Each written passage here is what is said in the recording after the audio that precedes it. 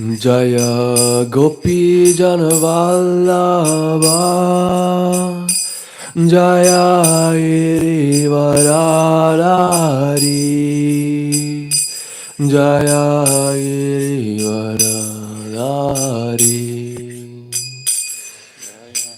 Gopi Janavallabha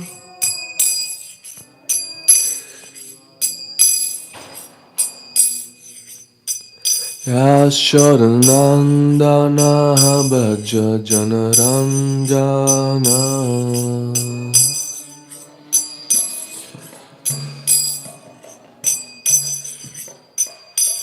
Jaya Yamuna Tiravanachari Jaya Kunja Vihari Jaya Kunja Vihari Jaya Yamuna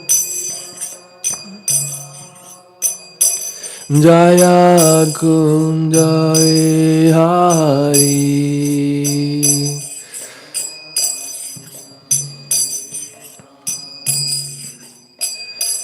Jaya Radha Madhava Jaya Kunja Vihari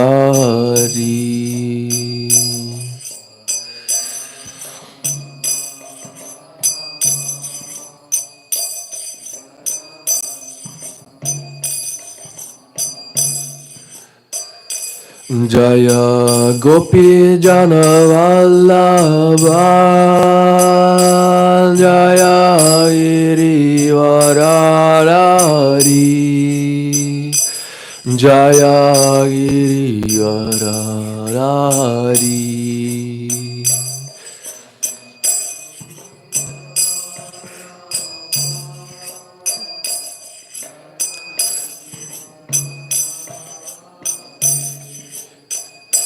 Jaya Girivaradari Yashodanandana Braja Janaranjana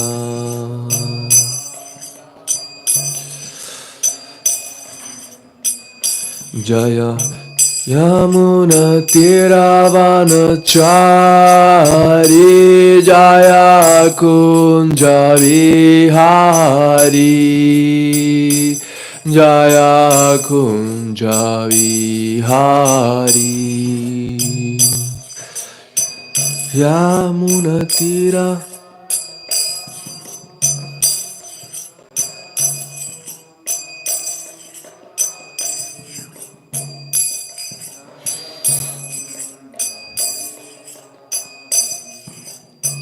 Hare Krishna, Hare Krishna, Krishna Krishna, Hare Hare, Hare Rama, Hare Rama, Rama Rama, Hare Hare.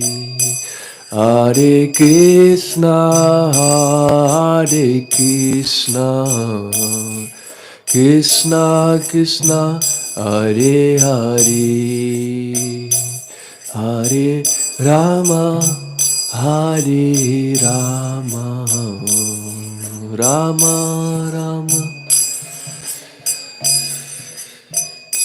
Hare Krishna, Hare Krishna, Krishna Krishna, Hare Hare, Hare Rama, Hare Rama, Rama Rama, Hare Hare. Hare Krishna, Hare Krishna, Krishna Krishna, Hare Hare, Hare Rama, Hare Rama.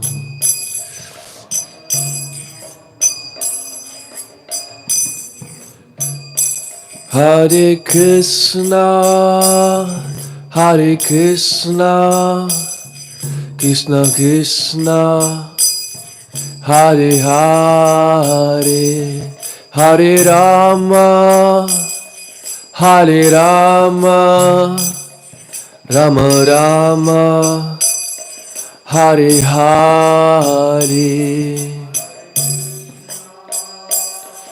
Hare Krishna.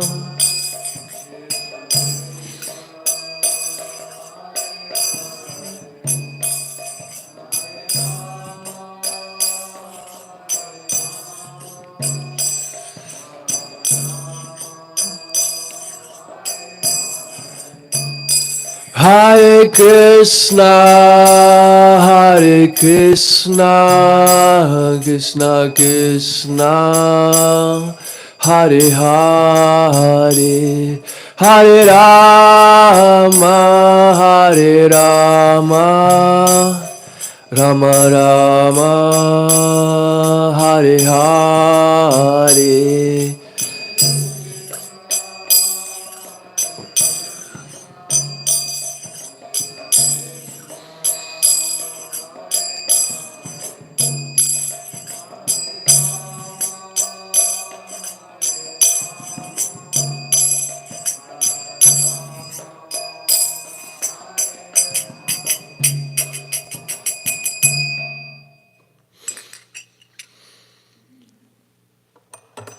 Om Namo Bhagavate Vasudevaya.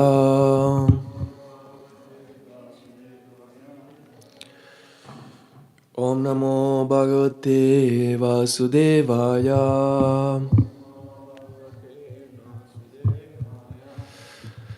Om Namo Bhagavate Vasudevaya.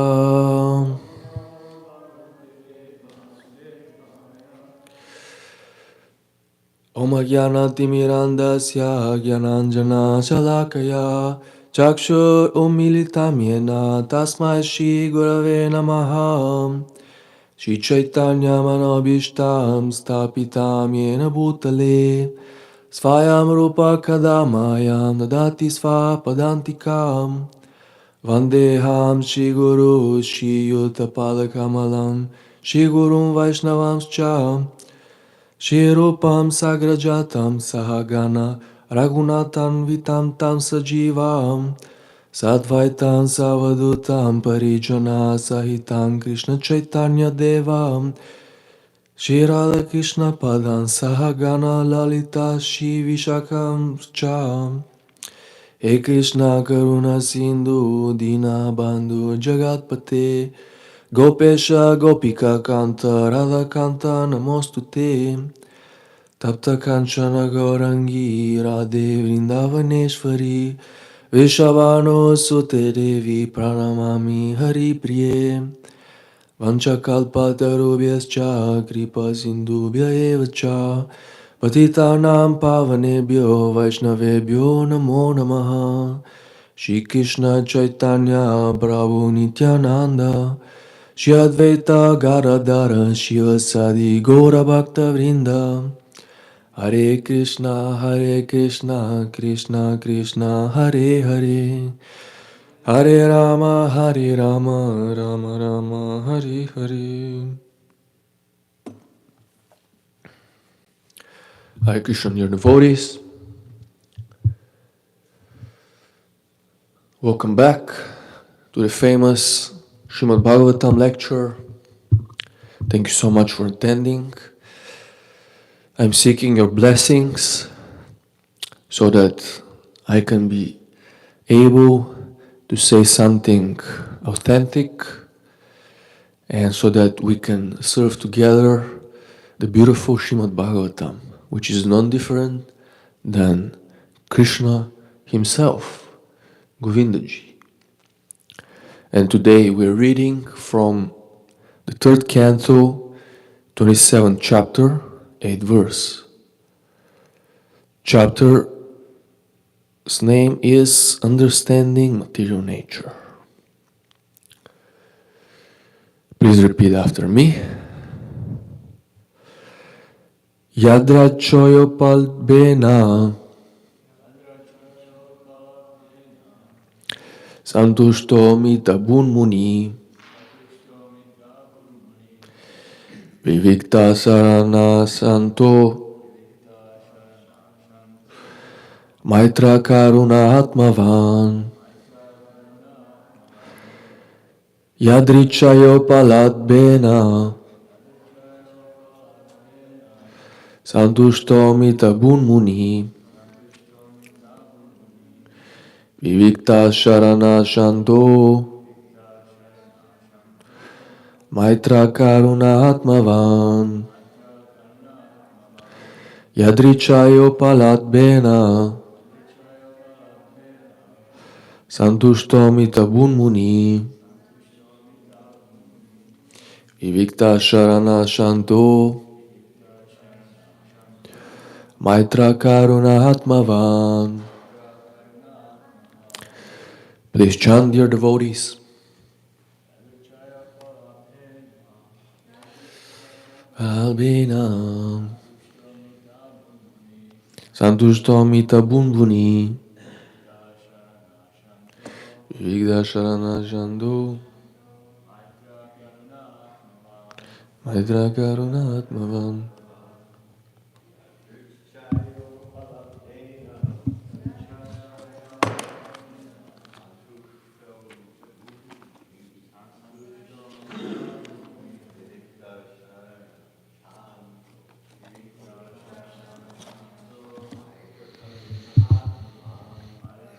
Karuna Atmavan.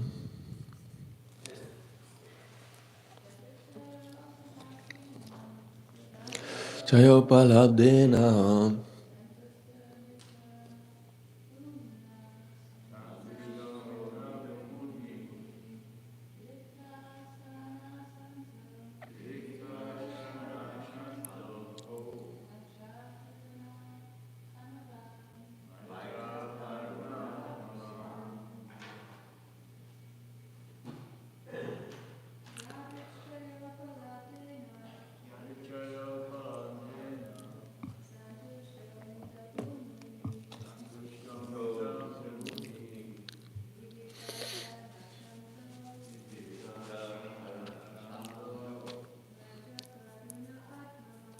Maitra Karuna Atmavan.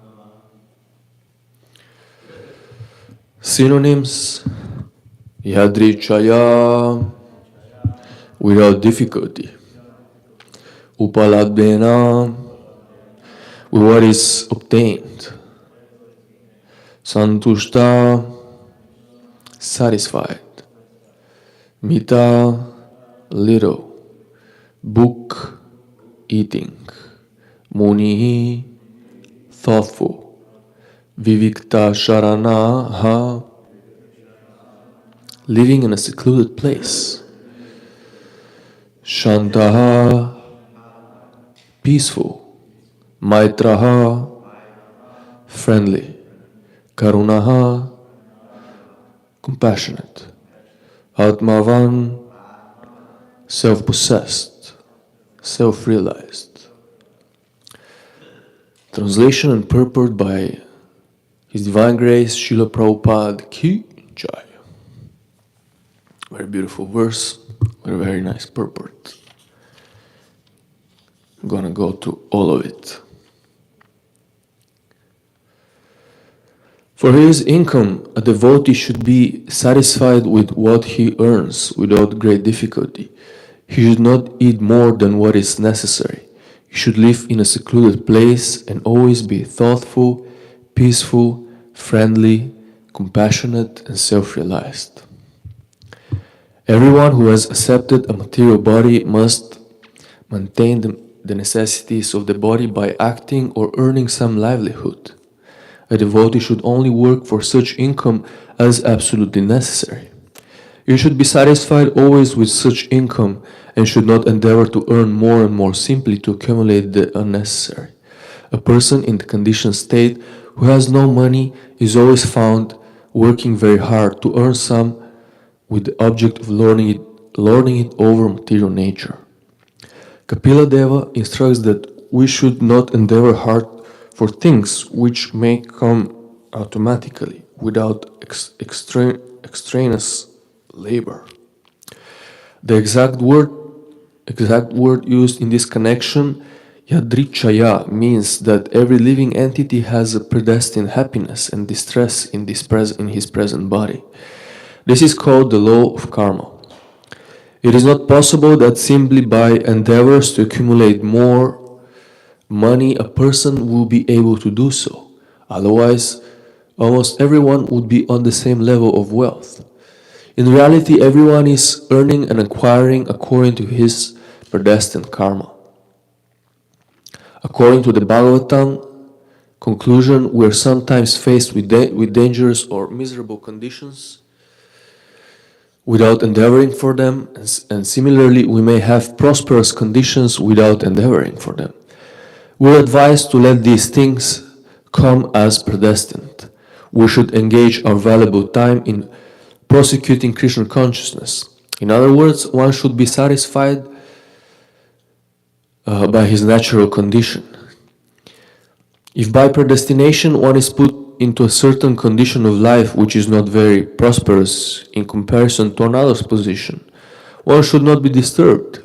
One should simply try to utilize his valuable time to advance in Krishna consciousness. Advancement in Krishna consciousness does not depend on materially prosperous or distressed condition. It is free from the conditions imposed by material life. A very poor man can execute Krishna consciousness as effectively as a very rich man. One should therefore be very satisfied with his position as offered by the Lord. Another word here is mita bhuk. This means that one should eat only as much as necessary to maintain the body and soul together. One should not be gluttonous to satisfy the tongue. Grains, fruits, milk, and similar foods are allotted for human consumption. One should not be excessively eager to satisfy the tongue and eat that which is not meant for humanity. Particularly, a devotee should eat only prasadam, or food which is offered to the personality of Godhead. His position is to accept the remnants of those foodstuffs. Innocent foods like grains, vegetables, fruits, flowers, and milk preparations are offered to the Lord, and therefore there is no scope for offering foods which are in the modes of passion and ignorance. A devotee should not be greedy. It is also recommended that the devotee should be muni, or thoughtful. He should always think of Krishna and how to render better service to the Supreme Personality of Godhead. That should be his only anxiety. As a materialist is always thoughtful about improving his material condition, a devotee's thoughts should always be engaged in improving his condition in Krishna consciousness. Therefore, he should be a muni. The next item recommended is that a devotee should live in a secluded place. Generally, a common man is interested in pounds, shillings, and pence, or materialistic advancement in life, which is unnecessary for a devotee. A devotee should select a place of residence where everyone is interested in devotional service. Generally, therefore, a devotee goes to a sacred place of pilgrimage, where devotees live. It is recommended that he live in a place where there is no large number of ordinary men. It is very important to live in a secluded place, vivikta sharana. The next item is shanta, or peacefulness. The devotee should not be agitated.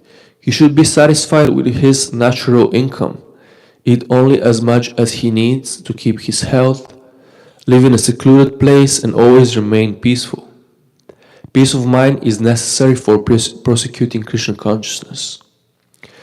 The next item is maitra, friendliness. A devotee should be friendly to everyone, but his intimate friendship should be with devotees only. With others, he should be official. He may say, "Yes, sir, what you say is all right," but he is not intimate with them. A devotee should, however, have compassion for persons who are innocent, who are neither atheistic nor very much advanced in spiritual realization. A devotee should be compassionate towards them and instruct them as far as possible in making advancement in Krishna consciousness. A devotee should always remain atmavan, or situated in his spiritual position. He should not forget that his main concern is to make advancement in spiritual consciousness or Krishna consciousness, and he should not ignorantly identify himself with the body or the mind. Atma means the body or the mind, but here the word Atmavan especially means that one should be self-possessed. He should always remain in the pure consciousness that he is spirit soul and not the material body or the mind. That will make him progress confidently in Krishna consciousness. Once again, the translation. For his income, a devotee should be satisfied with what he earns without great difficulty. He should not eat more than what is necessary. He should live in a secluded place and always be thoughtful, peaceful, friendly, compassionate, and self-realized.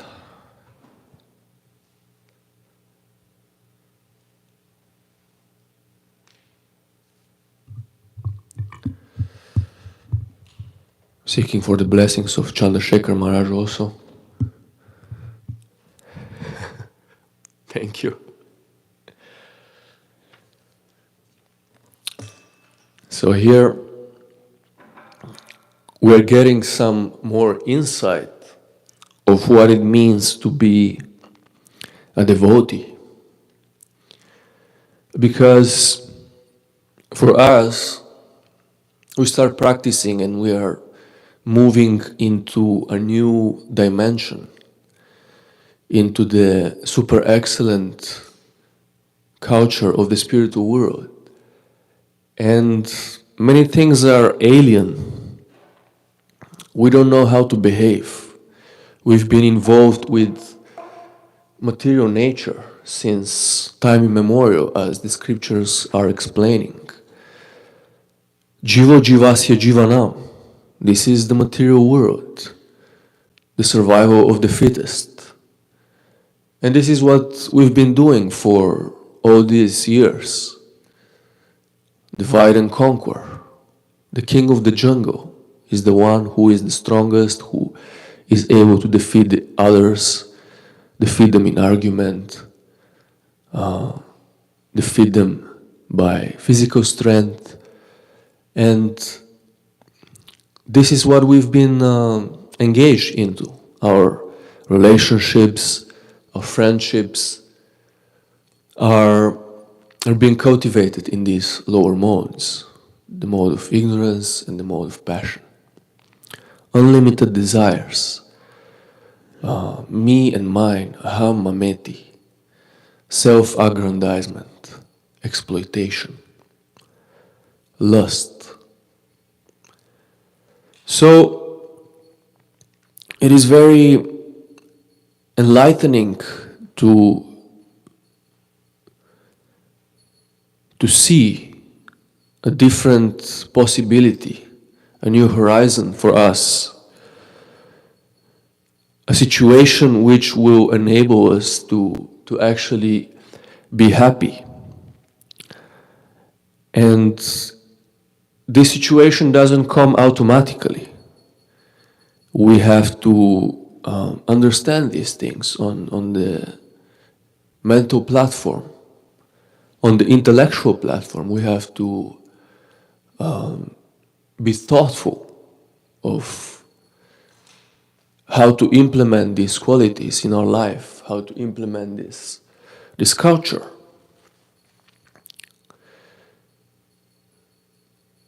To start acting properly as the Vaishnavas do.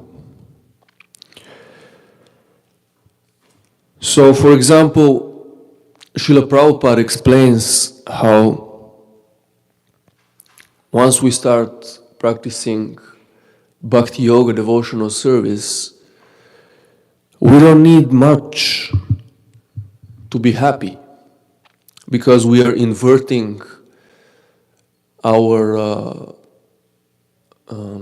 endeavor for happiness. Is not anymore external. We don't look anymore for the ephemeral, petty, small pleasures of the world, which are temporary. Yehi samsparsha jaboga dukkha yunaya evate adyantavanta akauntayo Nate shuramate buddha. All these pleasures, they have beginning and an end. Even if you have them for long period, for small periods, if you have a lot, they will end. And they will bring you misery. Because this is the nature of the material world. It is meant to delude us. But we cannot be satisfied with this because we are eternal living entities who are living in a temporary body and trying to enjoy temporary pleasures. But on the other side, now we have given this opportunity. As I was mentioning, we're inverting this propensity to enjoy the external world into the propensity to serve, which is our natural position, our dharma, our sanatana dharma, as they say, our eternal occupation. This is who we are in reality. And the more one embodies this eternal nature, the more one becomes disassociated and disentangled from this previous material nature. So he doesn't need much to survive. One takes just enough to satisfy the body and the mind and to keep them together. And this also is related to our income. One shouldn't be endeavoring to earn so much money, to have a big home, to have better comforts. All these things, they won't really make us happy. There is no need. There is no need of all these things. And of course we are born in the West. The modern hedonistic culture is pushing us in a way, all those billboards that we see every day, the advertisements on YouTube, all these subliminal messages which basically are telling you, buy, eat more, consume more.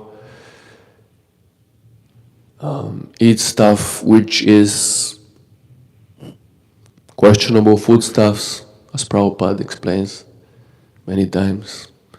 Even if it's vegetarian or vegan friendly, sometimes you look at the ingredients, strange names, stuff which is made in sophisticated laboratories, some strange numbers, radiation is involved sometimes.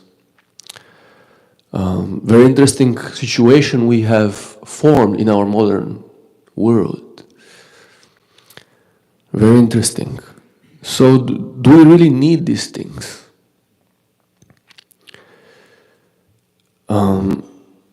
We don't.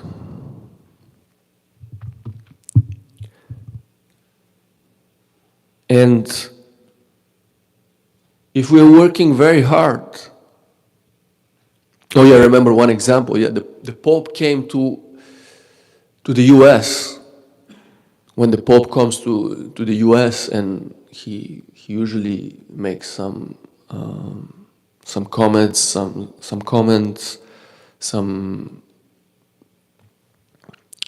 wisdom, some words of wisdom of how to become better, how to become good.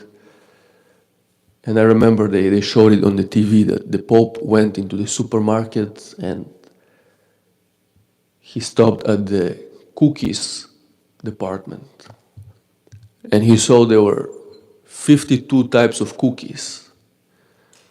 So he was in front of it and he was like, just look at it, 52 types of cookies. Do we need this? Why do we need 52 types of cookies? This this is the indication of how much we are getting out of touch with our spiritual nature. It's a complete madness. How can you become happy by having so much material variety? It's basically the same thing. It's chewing the same chewing gum since so many years and lifetimes. So it is funny, it is silly actually, if we stop one time and just look at it and think about it. Even a normal person, if we stop him on the street and just reason a little bit with him, even he will come to the same conclusion. But that's the problem, that people, they don't think. Their minds are so occupied by so many unnecessary things, always running up and down. Running to earn money for more stuff, more orders from Amazon. Now it's even easier. You just pull out your phone, few clicks, and even next day, Amazon Prime.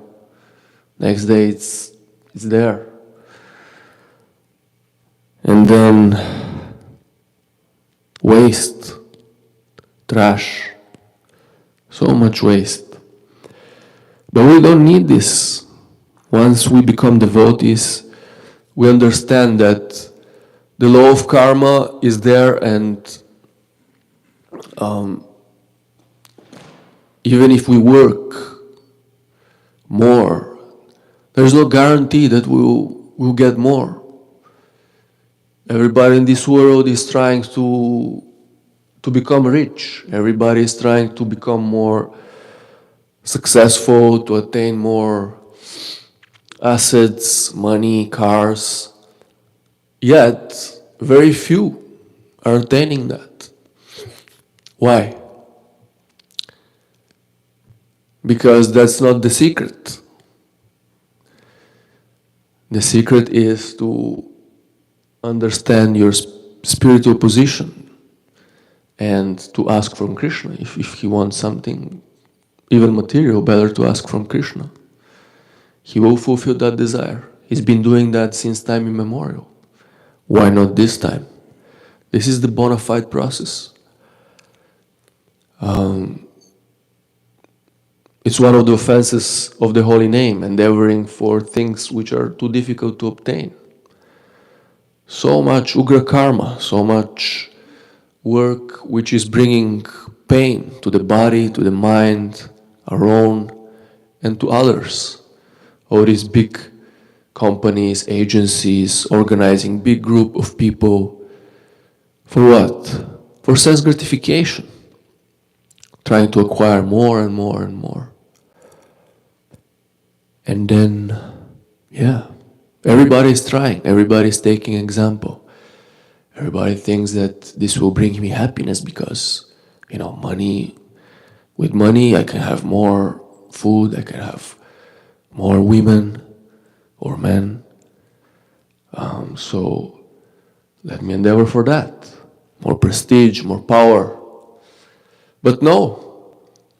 It is explained in the scriptures that when a person is born, he is already predestined how many breaths he will have. If you have predestined 2 billion breaths, breathing, exhaling and inhaling 2 billion times, or I don't know how much is the average of the human being. That's it. Once you come to that final number, you're dead. You cannot change that. Of course, the yogis, they know that. So what do? They decrease their breathing. That's how they live longer. And we know even Dhruva Maharaj, he even stopped his breathing. So that was quite worrying for the demigods. So they came, they intervened. So, on the other side, also, there is a mountain with all the food that you have to eat. It's predestined, it's there, it will come to you, no matter what you do. Sometimes you eat good, sometimes you eat bad. You cannot change that. Even if you go for Grihastha ashrama or for sannyasi, sannyasis, they travel around and, they get invited, they get the best foodstuffs, the best food, but you cannot change that. Sometimes you'll be put in a situation where you have to eat some rotis, you'll be in Vrindavan, going to Vrindavan in the train, and, there is a delay, and you have a few some chapatis, some old chapatis in your bag, and you have to eat those because you're hungry. And the train is stopped in the middle of nowhere, and that's how karma works. So a devotee is intelligent. He doesn't waste his time with all these things. But he understands the real essence of human life, which is to awaken our Krishna consciousness and engage in this beautiful service, which brings all the auspicious qualities to our character. So, like this, we don't care so much about these things. We don't go for them because otherwise it makes us greedy, makes us gluttonous to satisfy the tongue. All these complicated things, foodstuffs that are existing. Instead, we have a little bit of grains, fruits, and milk, and combined together, so many nice foodstuffs can be made. And a devotee should be also a muni, thoughtful. It is explained, Prabhupada says that a devotee should be as thoughtful as the karmis are speculative. Because it is very important to analyze this philosophy and try to understand it from many angles and discuss it with other Vaishnavas. It's essential. This is how we imbibe it, and this is how we get our realizations. The next recommended item here is that a devotee should live in a secluded place, because it is very important. As we can see outside, the world is trying to devour you every time you go out, and you can feel this heaviness of the Kali Yuga. All these people who are roaming around without any goal, any tangible reason to be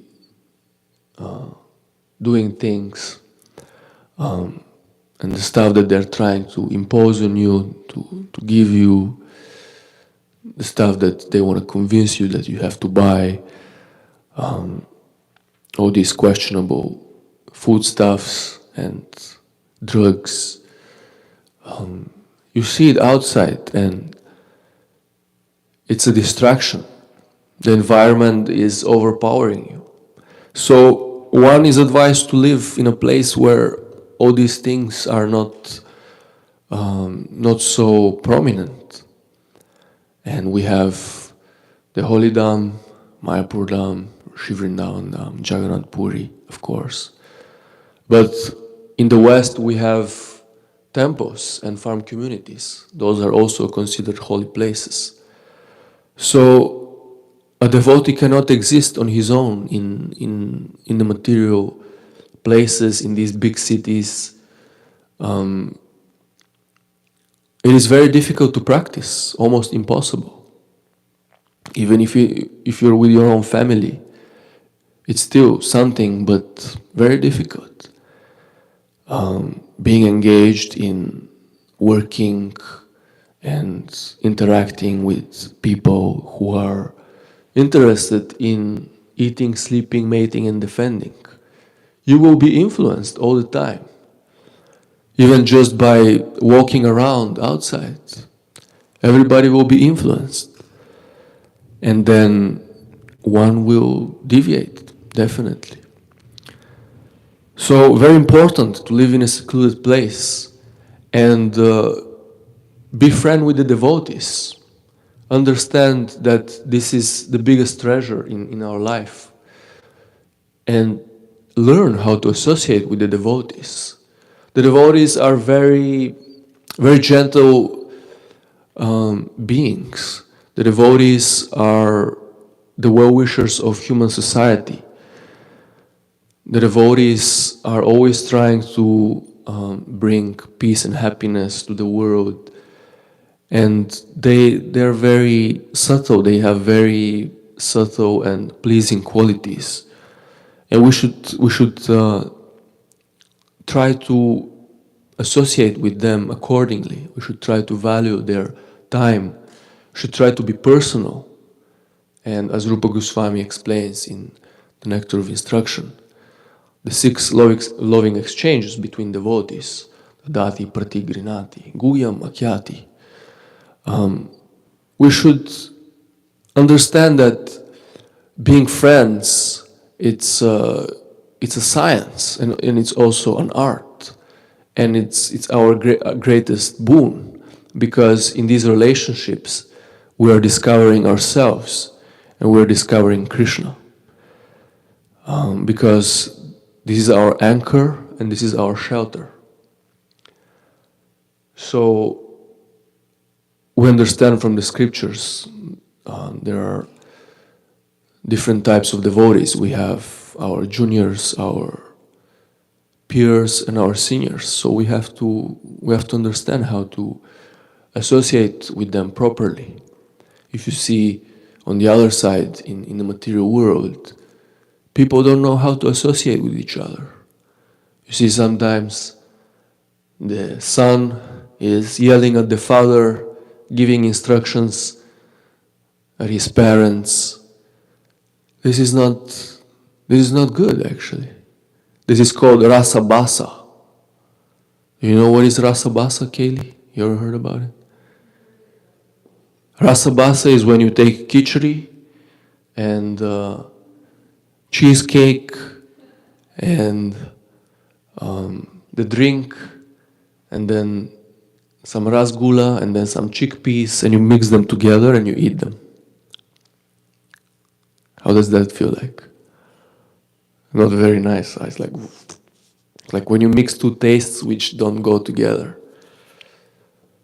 So, for example, in our family, there is always, in this world, there is no equality on the material platform. There is always a hierarchy. There is always somebody above us, and there is always somebody below us. So we cannot be instructing somebody who is above us. It's rasa basa, basically. It's offensive. And with our peers, we have to be friends. We shouldn't be competing with them. We have to be helping each other on that platform. With our juniors, we shouldn't be exploiting them. We should be giving them mercy. Everything is there in the scriptures. It is explained how to behave properly, how the residents of the spiritual world are behaving. Otherwise, we won't be able to receive the mercy if we don't learn how to have these loving exchanges with the Vaishnavas. It is explained how the mercy is coming from upwards. So you have to place yourself under the waterfall to be bathed, to be showered with the mercy. Otherwise, no chance. If you place yourself above the waterfall, then you're missing the whole point. When the cup is full, then nothing else can be added. So we have to empty our cups. We have to try to become humble and seek for instructions from our seniors. And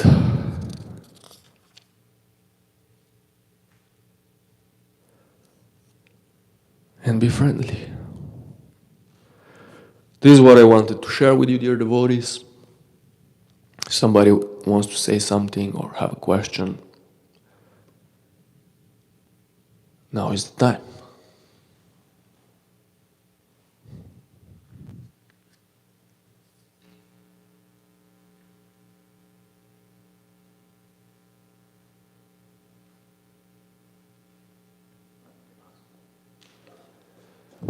Hare Krishna. Thank you for class. It was very nice. I want to ask, like, if somebody is not living in some secluded place, or he has not so good, like, eating habits, how he can improve that, or he can come closer to that, what Shrimad Bhāgavatam says. If somebody's condition is that he's maybe not able to improve that, what can he do? Well, we all start from somewhere. Some people, they come from very tamasic background. Other people, they come from kind of a bit of a better position. Some other people, like Indians, very pious background, very easily take up devotional service. So, of course, we have to analyze every time, place, and circumstance. We cannot just give a specific answer. That is for sure. But the general rule is that the desire has to be there to improve, definitely. Because many times we want it, but we don't want it.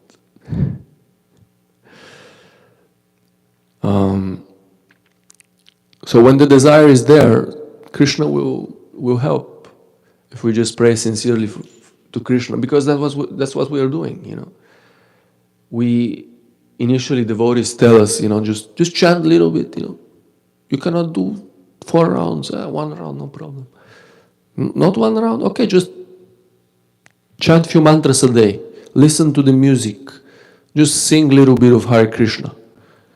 And it's a prayer, prayer to Krishna. Krishna, help me. And then Krishna gradually, he starts acting more and more in our life, depending on our receptivity and our eagerness, our willingness.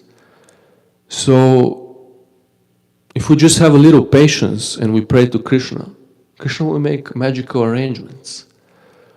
But we have to also be vigilant, because we're attached. Many times we want to go forward, but at the same time we're holding the tree, as they give the example, Krishna, help me, but then, Krishna, why are you not helping me? Then release yourself and Krishna will help you. As that story tells, there was a flood, and the whole village was submerged in water, and this person he went on the roof, and he was praying to God, oh God, Jesus, please save me. I don't want to die here, please save me, Jesus. And then a boat came, and the person was telling him, come in the boat. He was like, no, I'm waiting for Jesus to save me. And then a helicopter came. They gave him a ladder to go on top. Come, we will save you. No, Jesus will save me. And then they left. And then the flood worsened and he died from drowning. And then when he went to the heavens, he went to Lord Jesus Christ, and he was perplexed. He was like, why didn't you save me? I was praying so ardently. What happened? And Jesus told him, but I sent you the boat and the helicopter, Krishna's mercy is practical. So, as they explain, when we make one step towards Krishna, actually Krishna is making 10 steps towards us. So Krishna is more eager to help us than we are to help ourselves and come back to Him. That is why Krishna gave us the Bhagavad Gita, the Quran, the Bible, Prabhupada. That's why He sent Prabhupada to the West. Mahaprabhu, the merciful incarnation who doesn't consider any background. He's giving it to everybody, even to Jagai and Madai. Us, we're even worse than Jagai and Madai, and we got the mercy. So we have to understand that Krishna is supremely merciful, and if we want it, because some say, only if Krishna wants. Yes, yes, I'll get initiated. Only Krishna willing, only if Krishna wants. Krishna obviously wants, but do we really want? That is in most of the case the biggest problem. And then Krishna will facilitate. We're not trees.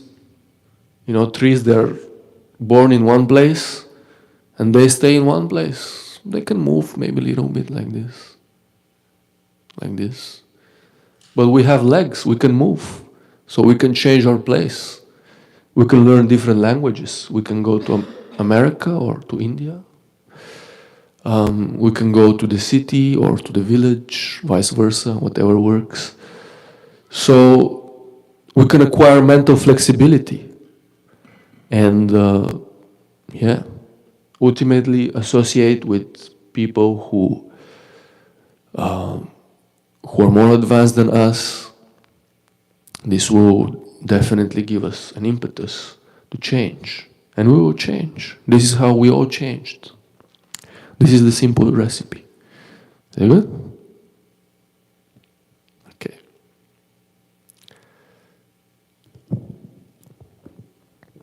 We have 6 more minutes. Chandrasekhar Maharaj wants to say something?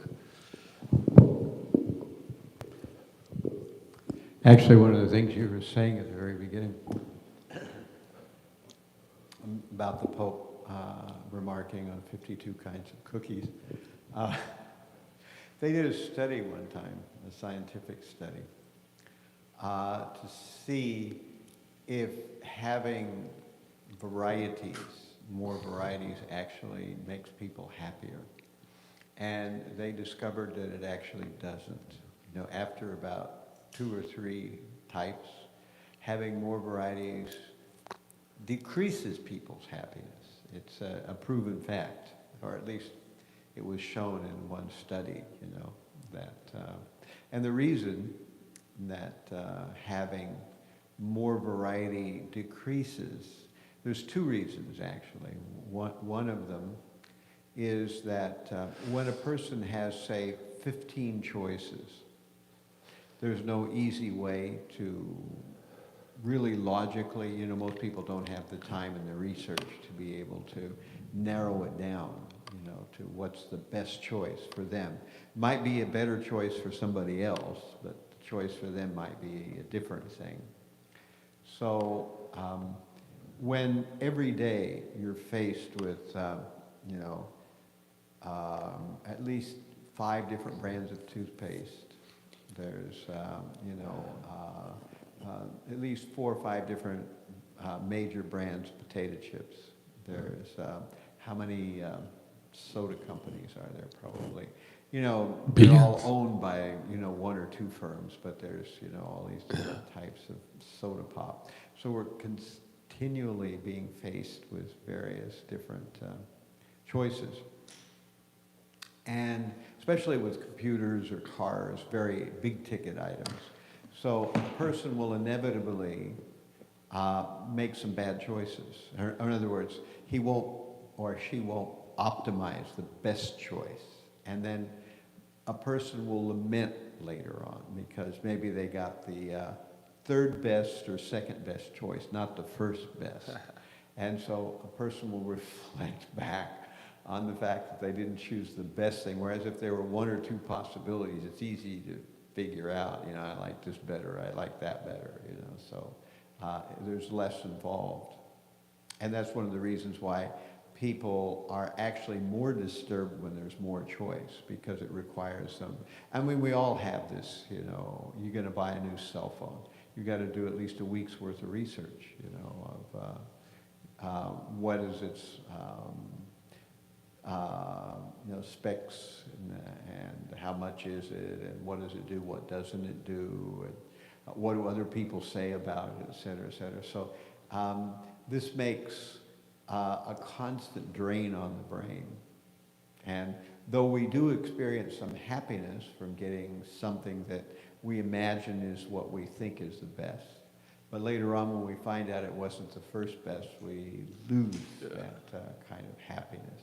The other thing that happens when there's a lot of choices is that it's quite obvious, as you were mentioning, that not everybody's on the same economic level.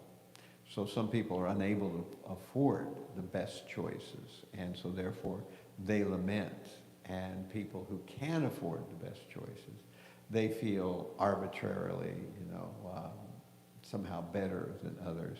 So the fact that there's a bunch of different choices really doesn't change anything that much. You know? Yeah, thank you for the in-depth explanation and the scientific evidence even. Yeah, when you go to the supermarket and, you know, just looking at the shelves, like nowadays when I go, I'm just, it comes the image to my mind that I have to look at those shelves and I'm disgusted, you know. So many things, and I'm wasting my time which one to choose, you know, look at the ingredients, reading, you know, and this one is not good, that's not. And actually most of them are just slight variations Yeah. of the same thing, you know. So. It's incredible how complicated and more complicated it's becoming. It's it's crazy. It is explained that the things that you need are those things that are not advertised. Those are the only things that you need. Everything else that is advertised is basically people who are trying to convince you that you need it. So they're making an artificial, they're indoctrinating you with an artificial desire. We don't need these cookies. We don't need so many of these snacks or sodas. What do you need? You need potato. You need grains. You need fruit. Nobody's making advertisements about bananas or tomatoes, because you know if you're doing agriculture, you will for sure sell and make money because everybody is eating this. So that's what we need. So everything that is advertised, you don't need it, factually. You wouldn't be advertising it. Otherwise, you would, yeah. You would go out and find it on your own. Yeah, and another last point I actually forgot to mention is that even we're brahmacharis here in the temple, bhaktas, whatnot, but even for grihastas, Prabhupada explained how even a grihasta should have a simple life. Some devotees, they have the idea that, oh, let me enter the grihasta ashram, to expand. There is some scope for regulated sense gratification, because Prabhupada explained it's a license for a little bit of sense gratification and for sex, but it's not meant to copy what the karmis are doing. You don't need to expand so much and buy so many toys for your children and go to the cinema, restaurants. This is not actually Grihastha ashram. Grihastha ashram it's an ashram, still an ashram. Otherwise it becomes Grihamudi ashram. So a very important thing to take in consideration. And fortunately we have very nice examples in our movement, very elevated grihastas, who are showing how just by a little bit of kirtan together in their home, together and little bit of foodstuffs, simple. They're just happy and they are prosperous living entities. You don't need to have so much. You don't need to spend so much money. Otherwise, like Maharaj was explaining, you're just complicating your life more and more, and the mind goes crazy when you concentrate your mind on all these complexities. This is the material nature. It always makes your mind attached to all these dualities and so forth.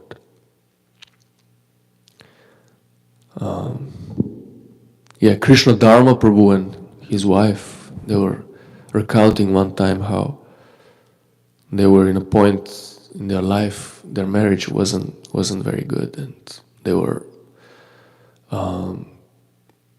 were actually thinking about separating each other.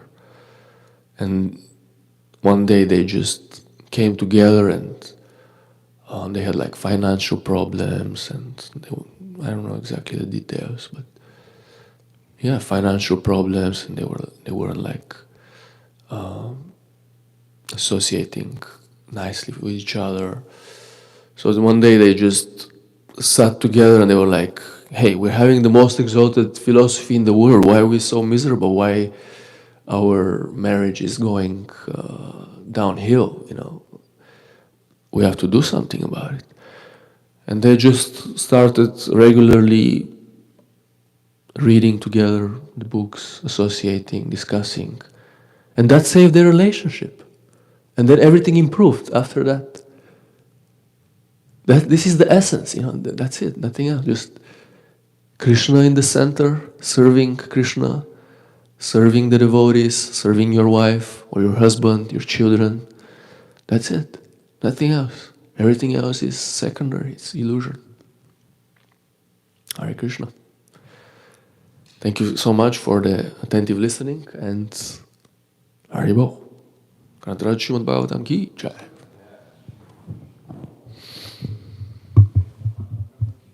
Srila Prabhupada ki